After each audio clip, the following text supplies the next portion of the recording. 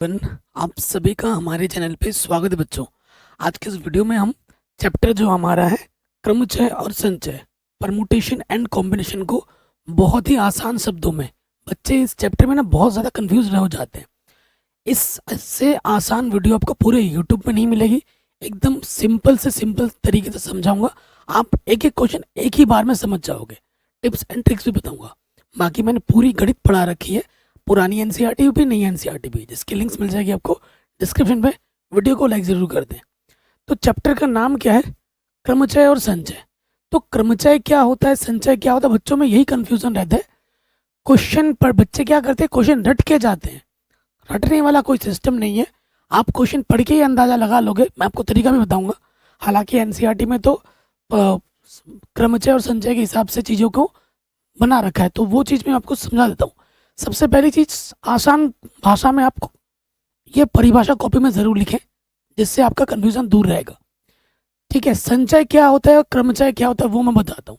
देखो, वस्तु के चयन की प्रक्रिया को हम कॉम्बिनेशंस कहते हैं, संचय कहते हैं। ठीक है, हमारे पास कोई वस्तु है और उसको हमें चयन करना है। ठीक है, हमारे पास जैसे सपोज करो 3 गेंदे या 4 गेंदे हैं, इनमें से मुझे 2 गेंद रखनी है। ठीक है, अब इन दोनों गेंदों को मैंने चुना।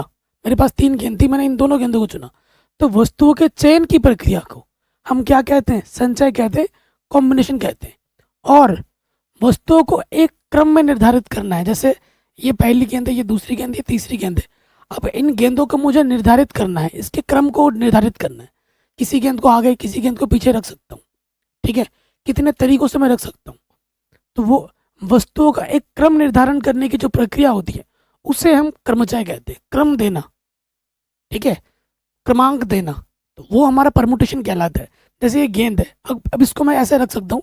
दूसरे गेंद को मैंने पहले रख दिया, फिर तीसरा रखा, फिर पहला रखा, या फिर पहला रखा, फिर तीसरा रखा, फिर दूसरा रखा।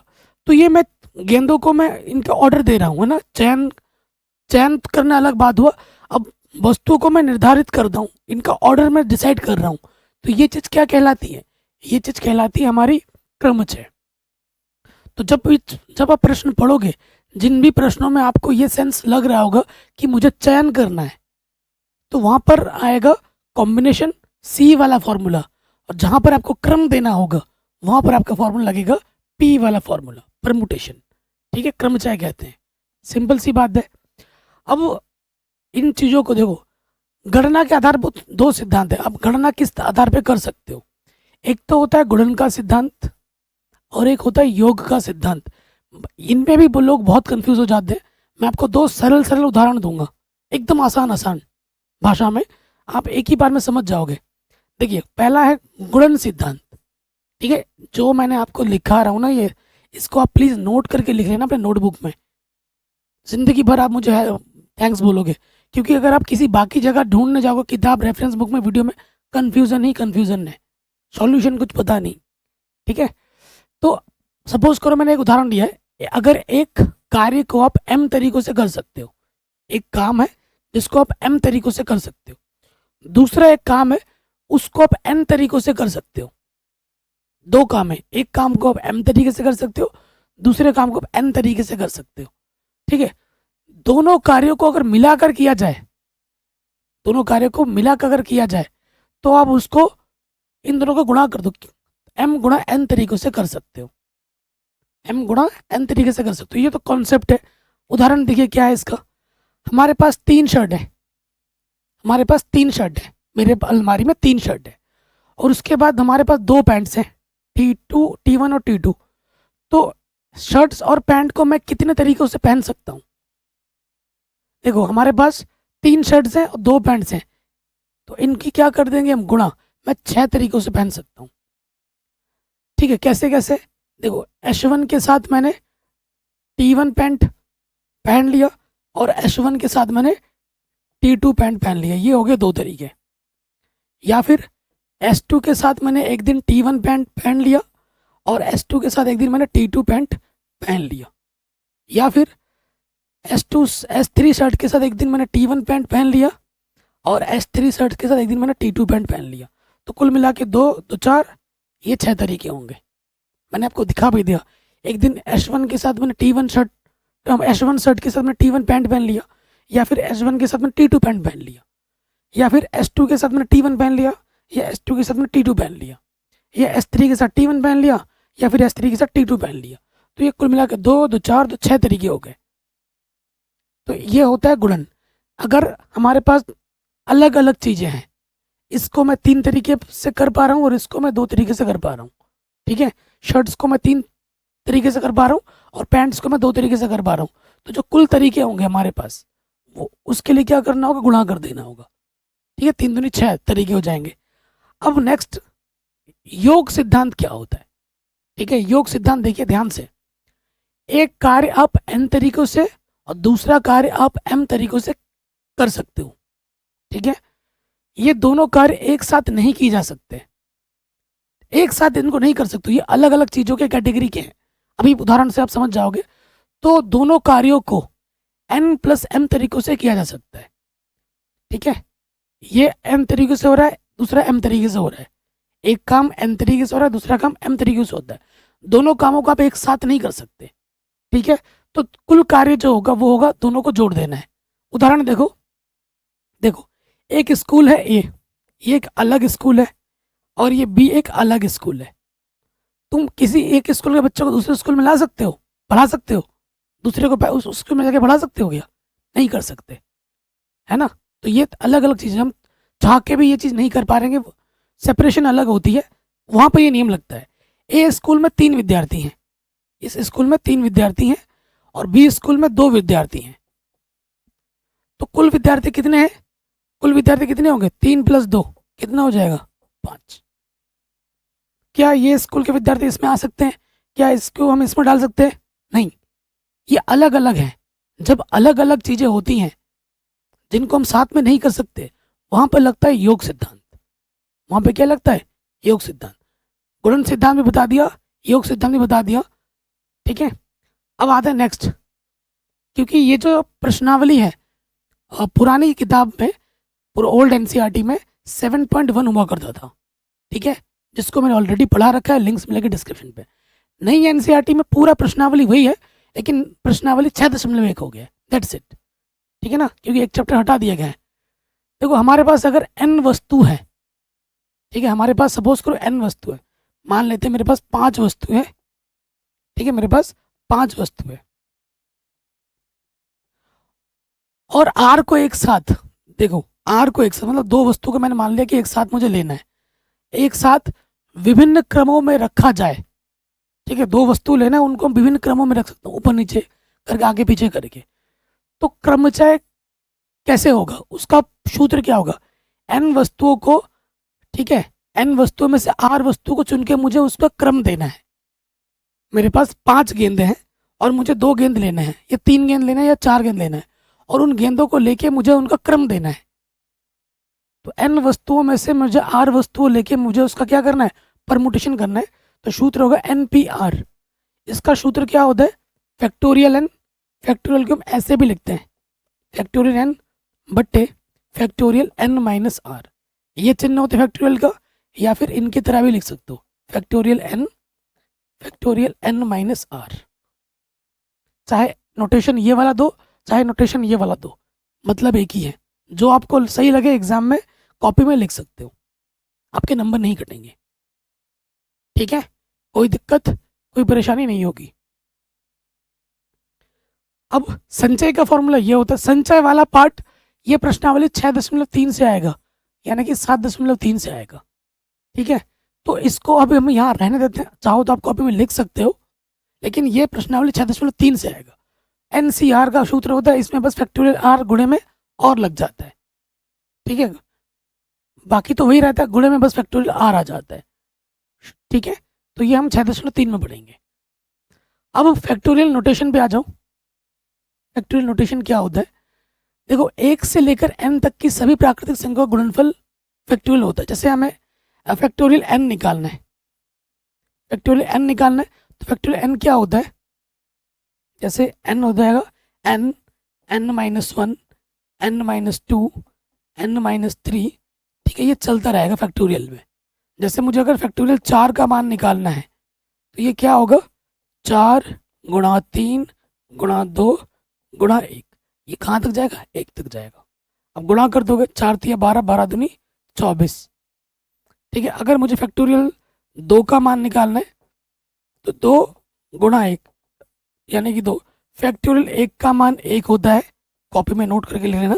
ऑब्जेक्टिव क्वेश्चन में भी आ जाता है फैक्टोरियल 0। बताओ क्या होगा फैक्टोरियल 0 का मान? आपको कि सर 0 होगा, नहीं, फैक्टोरियल 0 का मान भी 1 होता है। ठीक है, फैक्टोरियल 0 का मान भी कितना होता है? 1 होता है।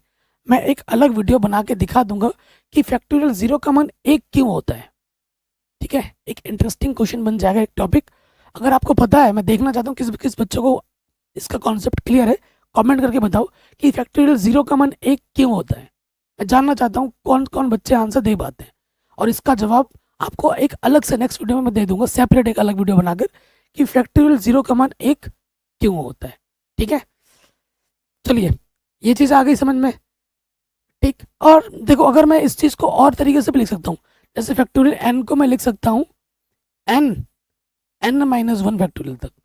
जैसे मैं 4 को ना, 4 फैक्टोरियल है, इसको मैं लिख सकता हूँ 4, एक कम कर दो 3 फैक्टोरियल, ऐसे भी लिख सकता हूँ।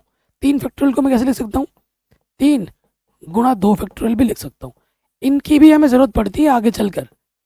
ठीक है, इनकी भी हमें ज़रूरत पड़ेगी। कब पड़ेगी? प्रश्नावली 6.2 में ही पढ़ने वाली है। आने वाली जो प्रश्नावली है इसकी ज़रूरत पड़ेगी, प्रश्नावली 6.3 में भी इसकी ज़रूरत पड़ेगी। तो ये भी कॉपी में नोट करके लिख लो। ठीक है, यहाँ तक आ गया? कोई दिक्कत, कोई परेशानी नहीं होगी। अभी हम प्रश्नावली 6.3 कक्षा 11 गणित कर रहे हैं, जो पुरानी एनसीईआरटी में 7.1 थी। पहले अभी हम क्वेश्चन करेंगे, उसके बाद इसके सारे उदाहरण मैंने एंड में रखे हैं, वो भी हम करेंगे। देखो मैं आपको दिखा देता हूँ, नहीं तो परेशान हो जाओगे। देखो ये उदाहरण भी हम सारे करेंगे। ठीक है, तो पहले प्रश्नावली करते हैं, फिर उदाहरण भी करेंगे।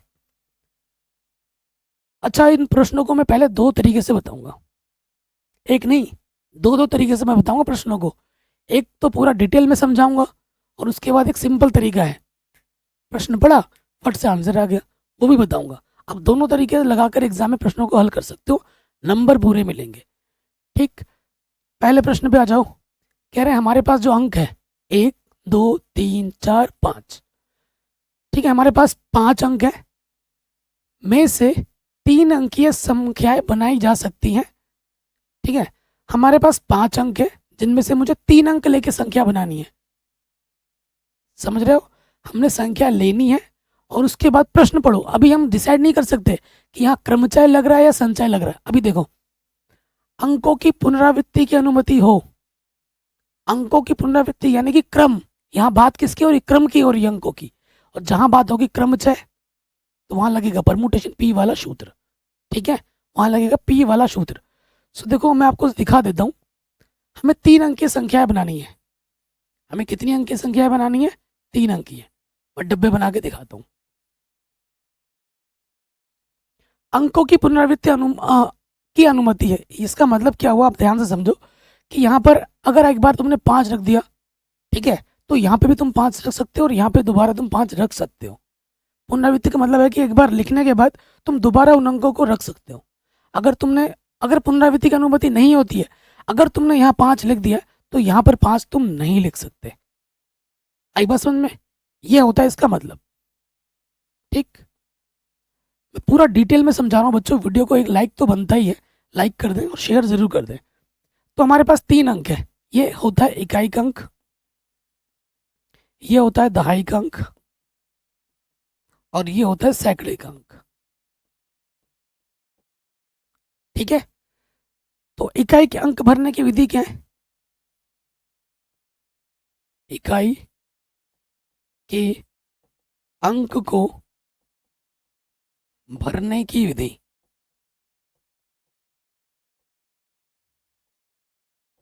ठीक, मेरे पास टोटल संख्या कितनी है? ठीक है, अगर मैं प्रश्न में बात करूं, अगर मैं ऐसे लिखता हूं ना, दिया है करके, ठीक है, अगर मैं दिया है करके लिखता हूं, तो मुझे n कितना दे रखा है? संख्या कितनी है? 5। और r कितनी है? कितना संख्या चुनना है मुझे? 3 संख्या चुननी है। इकाई दहाई सैकड़ा, 3 अंक बनाना है।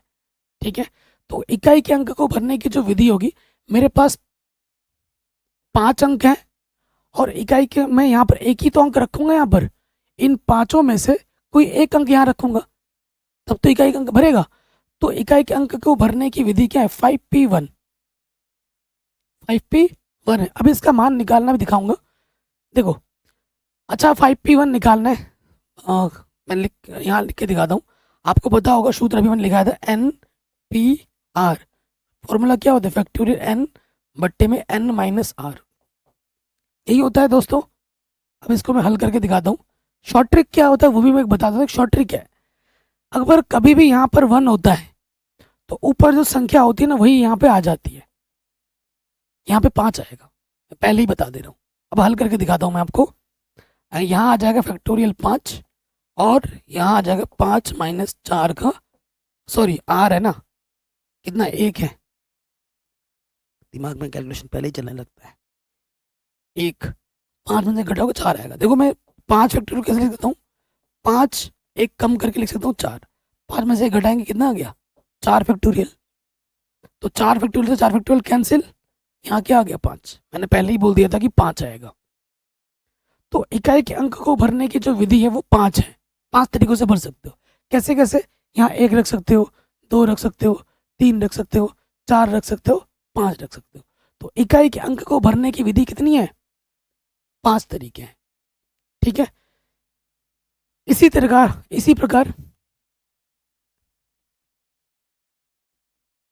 प्रकार दहाई के अंक को भरने की विधि, दहाई के अंक को भरने की विधि क्या हो जाएगी? ये भी हो जाएगा 5p1, क्योंकि अंकों की पुनरावृत्ति है। मेरे पास फिर से 5 नंबर है और इन पांचों में से कोई एक अंक मुझे यहाँ पे चुनना है, तो मेरे पास क्या होगा? 5p1। इसका मान भी कितना होता है? 5। समीकरण नंबर 2। समीकरण नंबर 1, ये हो गया दहाई के अंक को चुनने की विधि। अब हम लिखेंगे सैकड़े की अंक को चुनने की विधि या भरने की विधि, जो लिखना चाहो। वो भी क्या होगा? 5p1, क्योंकि रिपीटेशन अलाउड है ना, पुनरावृत्ति अलाउड है। मेरे पास फिर से 5 अंक हैं, उनमें से मुझे यहाँ एक अंक रखना है, तो 5p1 ये भी कितना आ जाएगा? 5 आ जाएगा। अतः कुल विधि, अब बताओ यहाँ पर कौन सा नियम लगेगा? गुणन नियम लगेगा या योग का सिद्धांत लगेगा? तो जी भैया यहाँ पर गुणन नियम लगेगा, है ना। यहाँ हम गुणन, ये अलग अलग नहीं, ये सेम कंडीशन में हो रहा है। तो गुणन, इकाई के अंक को हम भर रहे हैं 5 तरीकों से, दहाई को हम अंक भर रहे हैं 5 तरीकों से, और सैकड़े के अंक को भर रहे हैं 5 तरीकों से। तो कुल विधि क्या होगी? तीनों की हम क्या कर देंगे? गुणा। गुणन सिद्धांत लग जाएगा। 5 बचे 25 पंजे 125। आंसर कितना हो जाएगा? 125 आंसर हो जाएगा। क्वेश्चन हमारा ये वाला पार्ट 1 बन गया। अब इसमें पुनरावृत्ति की अनुमति थी तो ये ऐसे किया। अगर पुनरावृत्ति की अनुमति नहीं होती है ना, तो हम प्रश्नों को 2 तरीकों से हल कर सकते हैं। अब इसके सेकंड पार्ट में आपको देखने को मिल जाएगा कि हम कैसे कर सकते हैं। यहाँ क्या है? पुनरावृत्ति की अनुमति नहीं है, तो इस प्रश्न को हम 2 तरीकों से कर सकते हैं। 5 अंक हैं हमारे पास, 3 अंक की संख्या बनानी है हमें, है ना। इकाई, दहाई, सैकड़ा, ठीक है। 3 अंक की संख्या बनानी है, इकाई, दहाई और ये सैकड़ा। तो अब की बार पुनरावृत्ति की अनुमति नहीं है। अगर कोई एक अंक यहाँ डाल दिया तो उस अंक को यहाँ पर दोबारा हम नहीं लिख सकते, ठीक है। अगर यहाँ 5 लिख दिया तो यहाँ और यहाँ पर 5 हम नहीं लिख सकते, यह है। तो अब ऐसे क्या होगा? देखो इसमें क्या होगा? इकाई के अंक को चुनने की विधि, ठीक। तो 5 है मेरे पास, जिनमें से मुझे एक अंक मैंने को चुनना है, और जो भी एक अंक आपने चुन लिया, 5p1 किसके बराबर होता है? 5 के बराबर, ठीक। एक अंक आपने चुन लिया, और सपोज करो ये 5 अंक, इनमें से आपने 5 चुन लिया, यहाँ 5 आपने लिख दिया, तो अब आपके पास कितने अंक बचे? 4 अंक। तो अब क्या होगा? इकाई अंक चुन लिया, अब लिखेंगे दहाई, दहाई के अंक को चुनने की विधि। एक अंक अपने यहाँ पे डाल दिया था, तो अब आपके पास कितने अंक बचे? 4। इन चारों में से मुझे एक अंक चुनना है, 4p1, तो ये क्या हो जाएगा? 4 हो जाएगा।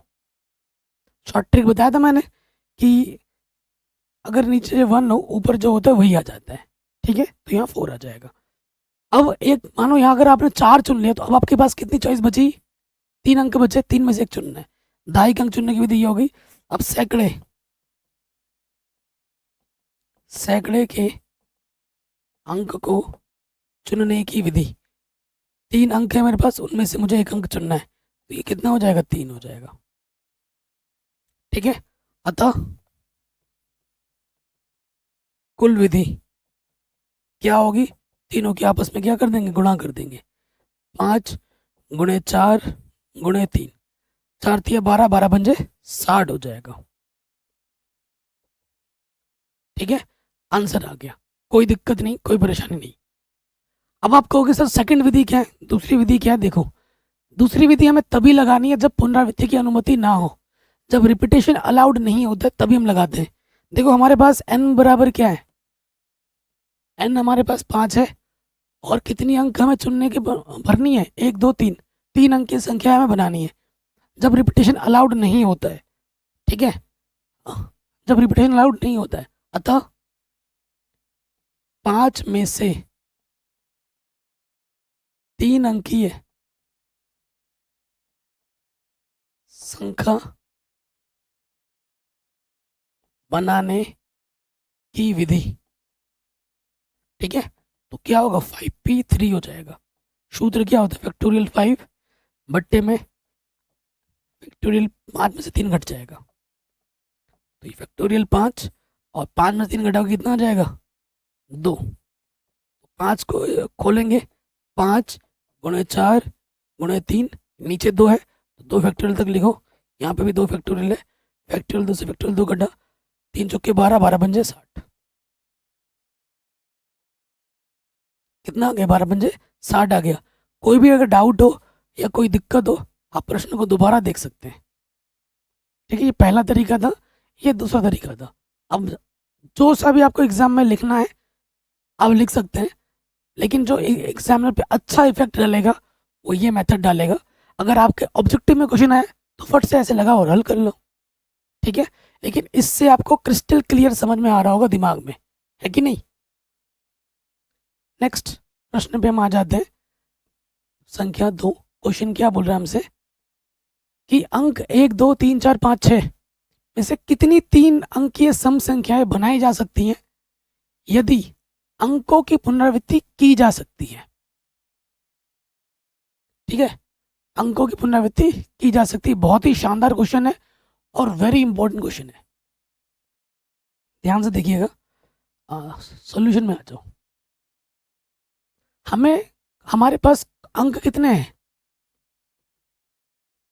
अंक मेरे पास है 1 2 3 4, भारत माता की जय जयकार, है ना? 1 से लेकर 6 तक 6 अंक है, और हम मुझे 3 अंक संख्या बनानी है, 3 अंकीय संख्या बनानी है। इकाई, दहाई, सैकड़ा, ठीक है ना? 3 अंकीय संख्या बनानी है मुझे, और इसने क्या बोला है? 3 अंक की कैसी संख्या बनानी है? सम संख्या बनानी है।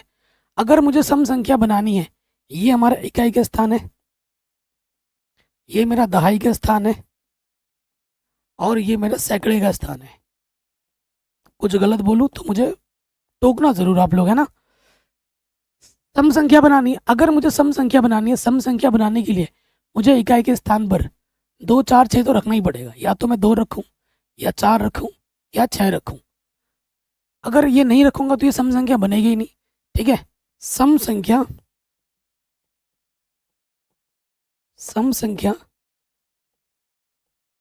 बनाने के लिए सम संख्या बनाने के लिए इकाई के स्थान पर, इकाई के स्थान पर 2 4 6 में से एक अंक रखना ही होगा, ठीक है ना। इसलिए, ठीक है, इसलिए इकाई इकाई के अंक को चुनने की विधि, इकाई के अंक को चुनने की विधि क्या होगी? हमारे पास 3 अंक हैं, इकाई को या तो 2 या 4 या 6, इन तीनों में से कोई एक तो रखना ही है। हमारे पास है 3, इन तीनों में से कोई एक अंक हमें चुनना है। कई बच्चे सोचते हैं कि 6 अंक है, 6 में से यहाँ एक भरूंगा तो ये 6 लिख देते हैं, यही गलती करते हैं। इकाई का अंक सम संख्या बनानी है ना, मुझे मुझे संख्या कैसी बनानी है? सम संख्या बनानी है, 3 अंकीय सम संख्या बनानी है। तो 3 अंकीय सम संख्या बनाने के लिए इकाई के स्थान पर 2, 4, 6 तो होना ही चाहिए, इन तीनों में से कोई एक अंक तो होना ही चाहिए। तो मेरे पास इकाई के अंक को भरने की जो तरीके हैं, ये 3 अंक है और इन तीनों में से मुझे कोई एक अंक लेना है, यानी इकाई के अंक को भरने की जो विधि होगी वो 3 होगी। ठीक, क्योंकि पुनरावृत्ति है तो जो अंक आपने यहाँ एक बार लिख दिया उस अंक को हम यहाँ पे भी लिख सकते हो और यहाँ पे भी लिख सकते हो। ठीक है, तो आप क्या करोगे, यहाँ जाओगे, दहाई के अंक को चुनने की विधि, दहाई के अंक को चुनने की विधि क्या हो जाएगी? क्योंकि मेरे पास अंक कितने हैं, मेरे पास दहाई के मेरे पास 6 अंक है, 6 में से मैं कोई भी चुन सकता हूँ। 6p1, क्योंकि पुनरावृत्ति अलाउड है, अंकों की पुनरावृत्ति की जा सकती है, इसने ये बोला है। तो ये क्या हो जाएगा, ये भी 6 तरीका हो जाएगा। और सैकड़े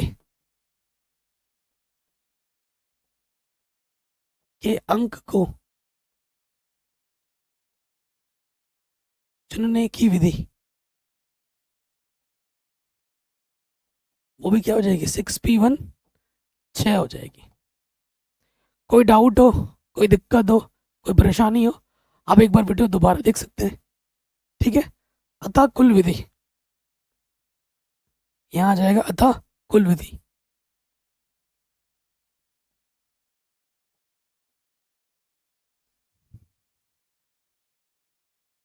तीनों के आपस में क्या करनी है, गुणा।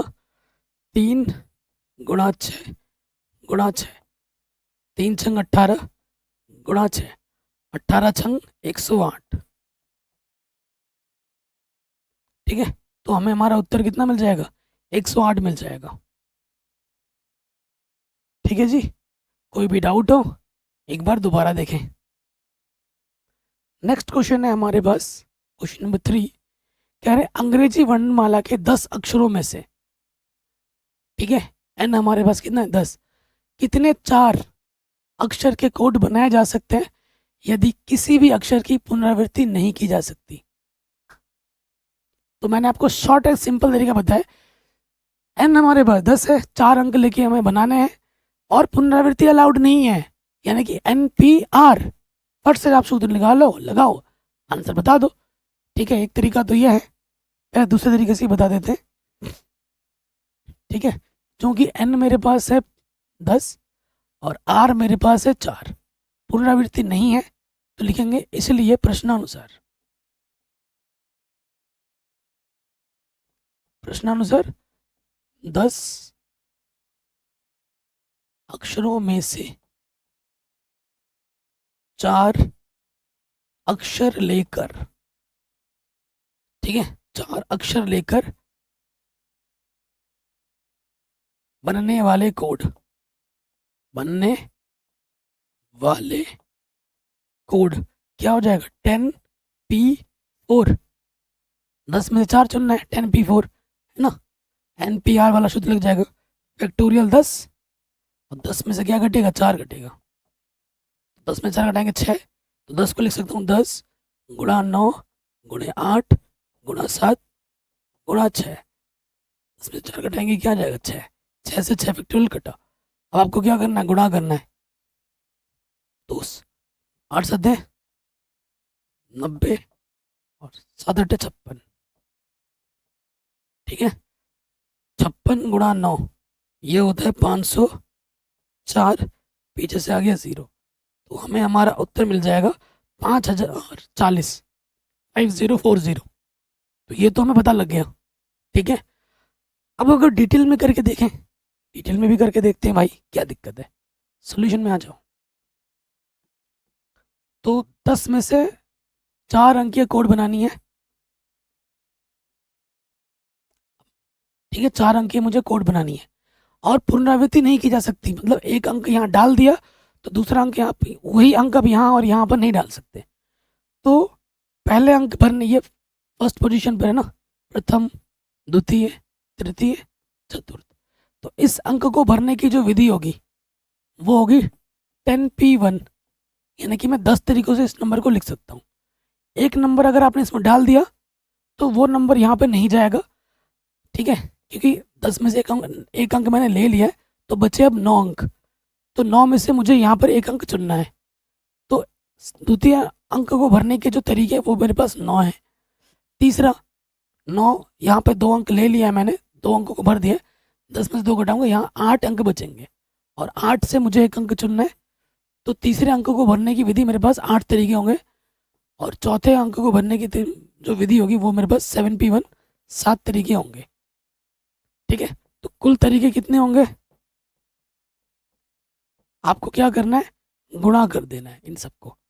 10 गुणा 9 गुणा 8 गुणा 7, तो ये आ जाएगी 50 40, 5040। समझ गए? ये चीज़ समझ गए होगे। अभी थोड़ी देर पहले डिटेल में भी मैंने कराया था। आप हिंदी में लिखना चाहोगे, अगर इस तरीके से करना चाहोगे, प्रथम अंक 10 अंकों में ऐसे लिखोगे, प्रथम अंक को भरने की विधि, 10 अंकों में से मुझे एक अंक चुनना है, यानी कि 10p1, 10 लिख दोगे। फिर अंकों की पुनरावृत्ति अलाउड नहीं है, यानी कि द्वितीय अंक को भरने की विधि 9p1, 9 लिख दोगे। तृतीय अंक को भरने की विधि 8p1, 8 आ जाएगा। और चतुर्थ अंक को भरने की विधि 7p1, 7 आ जाएगा। कुल विधि चारों की गुणा कर दोगे, आंसर आ जाएगा।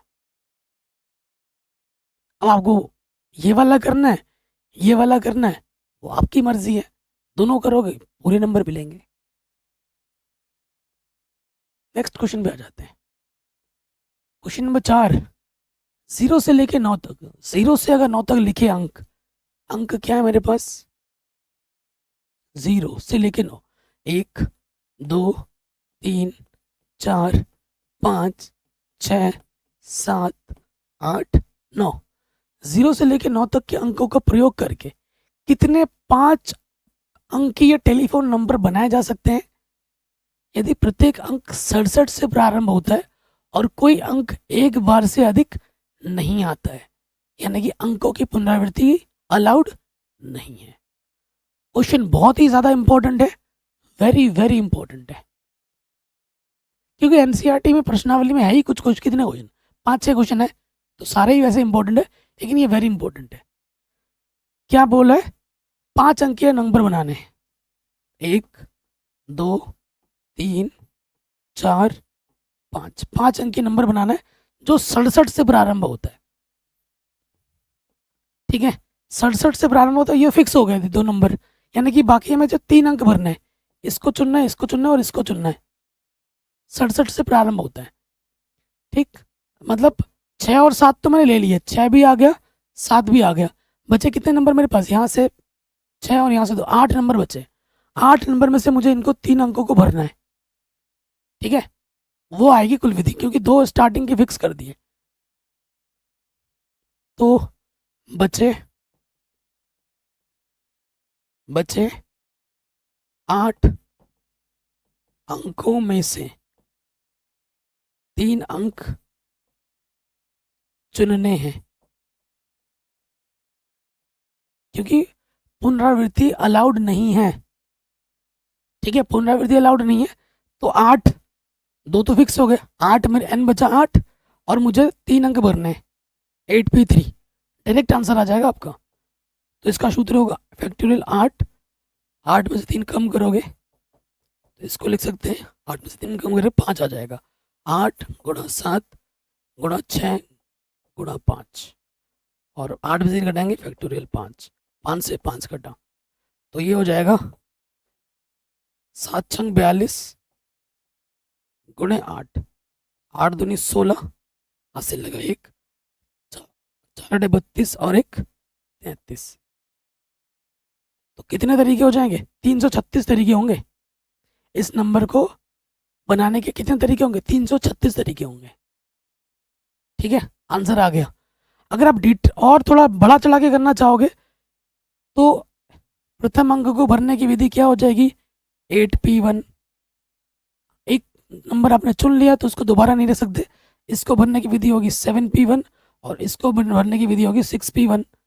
तीनों की गुणा कर दोगे, आंसर आ जाएगा 336, जैसे आप करना चाहो। तो ये सबसे आसान तरीकों से मैंने आपको बता दिया। अब थोड़ा अगर आप गाइड खोल के देखोगे या किसी और जगह देखोगे तो उन्होंने बड़ा चढ़ा के हिंदी में लिखा है, तो आप भी लिख सकते हो। 10 अंक दिए गए हैं जिनमें से 67 6 और 7 से प्रारंभ होते हैं, 2 अंक फिक्स हो गए। बचे हुए अंक कितने हैं? 0 से लेके 0 1 2 3 4 5 8 9 है, ये लिख दोगे। बचे हुए 8 अंकों में से 3 अंक चुनना है मुझे। अंकों की पुनरावृत्ति अलाउड नहीं है, यानी कि 8p3 हो जाएगा। हल करेंगे, आंसर यही आ जाएगा। थोड़ा अपने शब्दों में भी लिख सकते हो। आपका मेन काम क्या है? चीज़ों को समझना। समझ गए? और अपने तरीके से लिख भी दोगे थोड़ा बड़ा चढ़ाकर। तो ये क्वेश्चन हमारा आराम से बन गया। कहीं पे भी डाउट हो एक बार दोबारा देखिएगा। अगले प्रश्न पे आते हैं। क्वेश्चन नंबर 5 कह रहे एक सिक्का 3 बार उछाला जाता है और परिणाम अंकित कर लिए जाते हैं। परिणामों की संभव संख्या कितनी है? ये तो भाई कक्षा 10 में पढ़ा है, कक्षा 9 में पढ़ा है आपने। सिक्का है, 3 बार उछाला जा रहा है, ठीक है ना? तो सिक्के में जो परिणाम होता है या तो हेड आता है या ट्रेल आता है। सिक्का चाहे किसी का भी हो, ये पहला सिक्का है, ये दूसरा है और ये तीसरा है। सिक्का एक का हो, 2 का हो, 10 का हो या कितने का भी हो, उसमें 2 ही परिणाम होते हैं, एक हेड या फिर ट्रेल, चित या फिर पट। तो इस सिक्के में कितने परिणाम है? 2, इसमें 2, इसमें 2। तो कुल तरीके कितने हो जाएंगे? गुणन नियम लगा दो। प्रत्येक सिक्के में, प्रत्येक सिक्के पर परिणाम कितने हैं? 2। इसलिए कुल परिणाम क्या होगी? गुणन नियम लग जाएगा। 2 गुणा 2 गुणा 2, 2 दूनी 4 दूनी 8। तो कुल परिणाम कितना होगा? 8 होगा। कोई डाउट, कोई दिक्कत नहीं होनी चाहिए। तो ये प्रश्न भी आपका आराम से बन गया, शुरू होने से पहले ये खत्म हो गया। अब आ जाओ अगले प्रश्न में, छठे नंबर पर। कह रहे हैं अलग अलग रंग के, भिन्न भिन्न रंगों के 5 झंडे दिए हुए हैं। हमारे पास 5 झंडे रखे पड़े हैं, ऐसे ऐसे अलग अलग झंडे हैं। कितने झंडे हमारे पास? 5 झंडे रखे हैं। इनमें से कितने विभिन्न संकेत बनाए जा सकते हैं यदि प्रत्येक संकेत 2 झंडों एक के नीचे दूसरे, एक के नीचे दूसरे, एक के नीचे दूसरे रखने के प्रयोग की आवश्यकता पड़ती है। ठीक है, एक के नीचे दूसरे रखने की आवश्यकता पड़ती है, ये हमसे बोला गया। ठीक है, तो देखो सोल्यूशन में आ जाओ। विभिन्न रंगों के 5 झंडे दिए हुए हैं, तो एन हमारे पास कितना है? 5 है। 5 में से मुझे 2 झंडे चुनने हैं और एक के नीचे एक रखना है। ठीक है, तो आर मेरे पास क्या है? 2 है। ठीक है, और मुझे झंडे बनाने हैं, तो यहाँ लिखोगे 5 5 झंडे में से 2 झंडे लेकर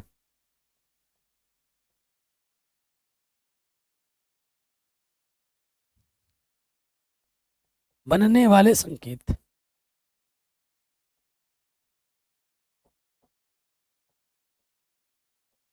क्या हो जाएगा? सूत्र एन हमारे पास 5 है, उनमें से मुझे 2 लेके चुनना है। एन पी आर वाला सूत्र लग जाएगा 5p2 फैक्टोरियल 5। सूत्र आप जानते हैं ना, एन पी आर का सूत्र क्या होता है? फैक्टोरियल एन बट्टे में एन माइनस आर का फैक्टोरियल। तो 5 5 में से 2 घटाओगे,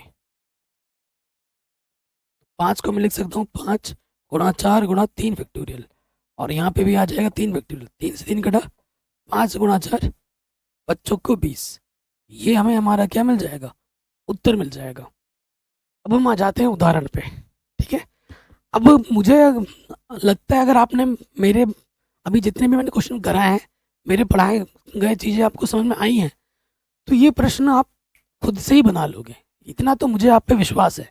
ठीक है, चलिए फिर देख लेते हैं प्रश्नों को। कह रहे हैं उदाहरण नंबर 1, रोज, ROSE, रोज के अक्षरों से बनने वाले 4 अक्षरों वाले अर्थपूर्ण या अर्थहीन शब्दों की संख्या ज्ञात कीजिए जबकि अक्षरों की पुनरावृत्ति की अनुमति नहीं है।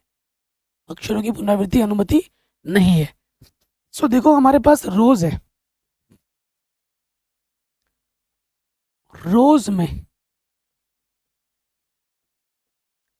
अक्षर कितने हैं हमारे पास, 4 हैं। ठीक है, रोज में अक्षर कितने हैं हमारे पास, 4 हैं। ठीक है, तो 4 अक्षर की संख्या बनानी मुझे, 1 2 3 4। ठीक, तो यहाँ मैं अगर लिख दूं प्रॉपर वे में, प्रथम अंक, प्रथम, ये हो जाएगा द्वितीय, तृतीय, चतुर्थ। ठीक है, तो यहाँ क्या हो जाएगा देखो, प्रथम अंक की भरने की विधि, प्रथम अक्षर चुनने की विधि। यहाँ पर हम सबको क्या दे रहे हैं, क्रम दे रहे हैं ना, चुन के क्रम दे रहे हैं। तो जब भी चुन के हम क्रम देते ही क्रमचय सूत्र लग जाता है। तो हमारे पास 4 हैं, 4 में से मुझे यहाँ पर एक अक्षर लिखना है यहाँ पर, तो तरीका क्या होगा, 4P1 यानी कि 4। अब जो अक्षर मैंने यहाँ डाल दिया उसको मैं यहाँ दोबारा नहीं लिख सकता। ठीक है, इसलिए इसके बाद क्या हो जाएगा, द्वितीय अक्षर चुनने की विधि। 4 में से एक मैंने ले लिया तो बचे 3, 3 में से मुझे एक अक्षर लेना है, तो यहाँ आ जाएगा 3। यहाँ कितना आ जाएगा, 3 आ जाएगा। फिर तृतीय अक्षर चुनने की विधि, एक अक्षर मैंने डाल दिया, 2P1। ठीक है, 2P1 से क्या आ जाएगा, 2 आ जाएगा। और चतुर्थ अक्षर चुनने की विधि क्या हो जाएगी, 1P1। एक ही अक्षर बचा है, मुझे वही चुनना है, तो 1P1, ये क्या आ जाएगा, 1 आ जाएगा। ऊपर नीचे समान होने पर ना, अगर ऊपर जितना है नीचे भी वही आता है तो उसका मान भी 1 होता है। आप चाहो तो सूत्र लगा के देख सकते हो। ठीक है, ये मैंने निकाल दिए। अतः कुल विधि,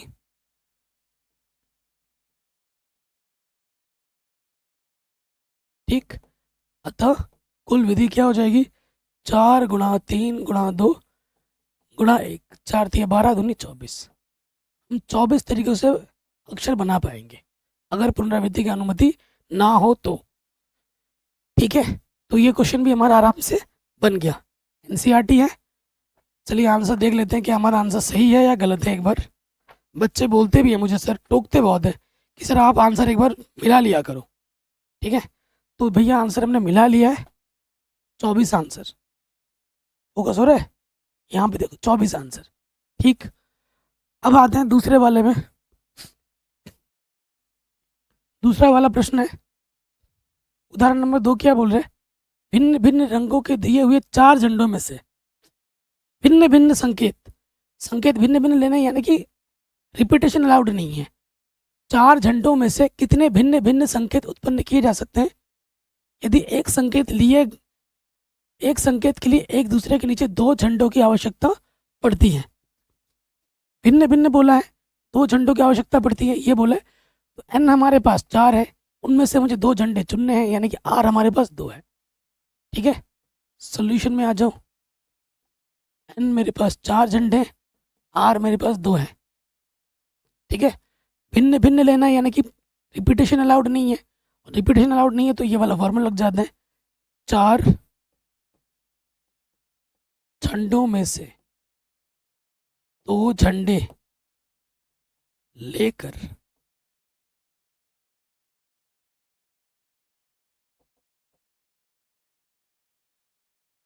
बनने वाले संकेत।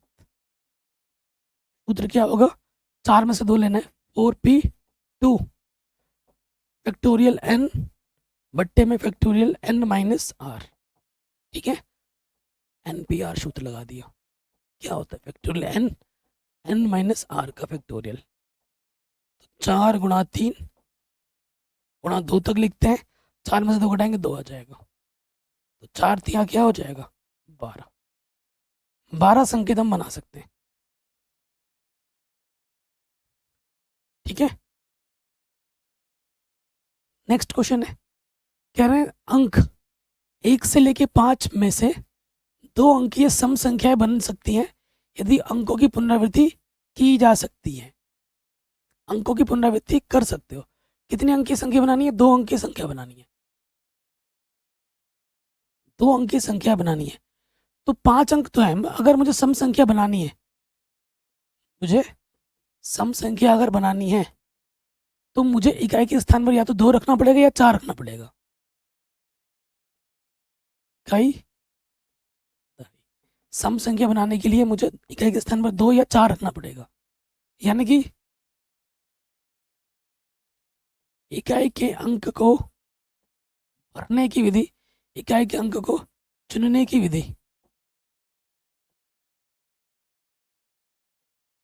इन दोनों में से एक अंक तो लेना ही पड़ेगा। 2 अंक है, मुझे एक अंक लेना पड़ेगा, 2p1 यानी कि 2 आ जाएगा, क्योंकि अंकों की पुनरावृत्ति अलाउड है, यानी कि मेरे पास अभी भी चॉइस कितने हैं, 5 अंक है, और 5 में से मुझे यहाँ पर एक अंक भरना है, ठीक है। तो यहाँ लिखेंगे दहाई के अंक चुनने की विधि,